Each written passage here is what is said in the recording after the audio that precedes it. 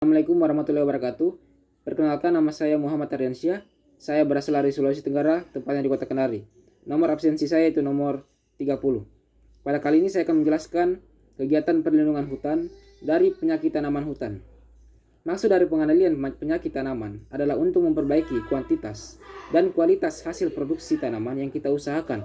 Dengan arti yang lebih luas lagi, adalah untuk memaksimalkan penggunaan lahan pertanian secara efisiensi dan efektif, atau juga mengoptimasikan produktivitas lahan pertanian tersebut guna mendapatkan hasil produksi untuk memenuhi kebutuhan akan pangan, sandang, serta kebutuhan lain yang memintanya terus semakin meningkat di seluruh dunia.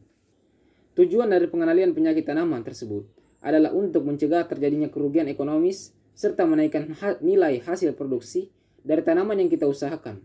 Oleh karena itu, pada umumnya kita hanya memperhatikan dan mengendalikan penyakit tanaman yang dapat menimbulkan kerugian yang berarti jelas.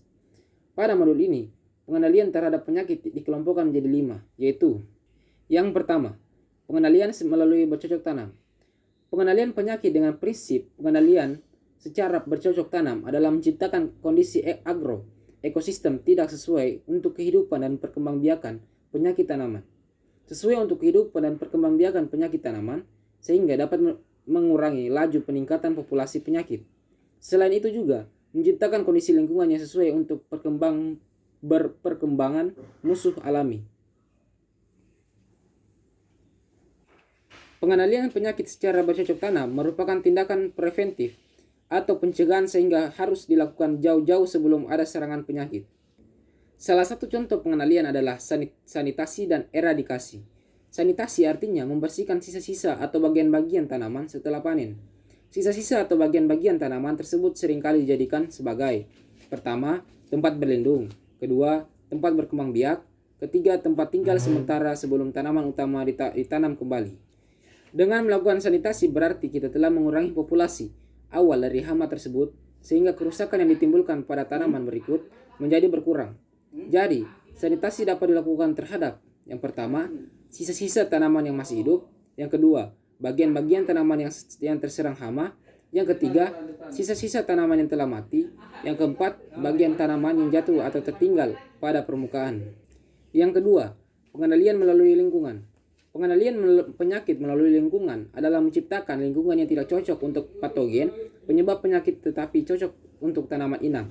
Misalnya, pengaturan kadar air, pengaturan pH tanah, pengaturan jarak tanam, dan pengaturan iklim mikro pada tegakan dengan pemangkasan. Yang ketiga, pengendalian hayati. Pengendalian hayati adalah pengendalian penyakit dengan menggunakan organisme selain patogen penyebab penyakit itu sendiri. Karena itu, pengendalian hayati dapat dikatakan suatu proses menekan, mengurangi, atau meniadakan penyebab penyakit atau patogen baik yang telah aktif menyerang maupun yang berada pada stadio dormansi. Yang keempat, pengendalian kimiawi dengan fungisida dan bakterisida. Pengendalian secara kimiawi merupakan pengendalian dengan menggunakan zat kimia.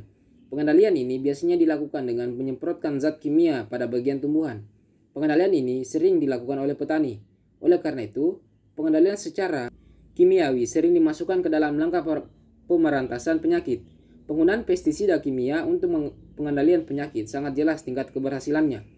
Penggunaan pestisida kimia merupakan usaha pengendalian yang kurang bijaksana jika tidak diikuti dengan tepat penggunaan, tepat dosis, tepat waktu, tepat sasaran, tepat jenis, dan tepat konsentrasi. Keadaan ini sering dinyatakan sebagai penyebab peledakan populasi suatu hama. Karena itu, penyebab pestisida kimia dalam pengendalian penyakit perlu dipertimbangkan dengan memperhatikan tingkat serangan, ambang ekonomi, pengaruh terhadap lingkungan dan kesehatan manusia dan hewan. Yang kelima, pengendalian daerah dengan peraturan perundang-undangan. Peraturan perundang-undangan merupakan sarana hukum yang digunakan untuk mencegah perpindahan patogen dan organisme pengganggu tanaman ke suatu wilayah tertentu, lintas pulau, negara, atau antar daerah setempat.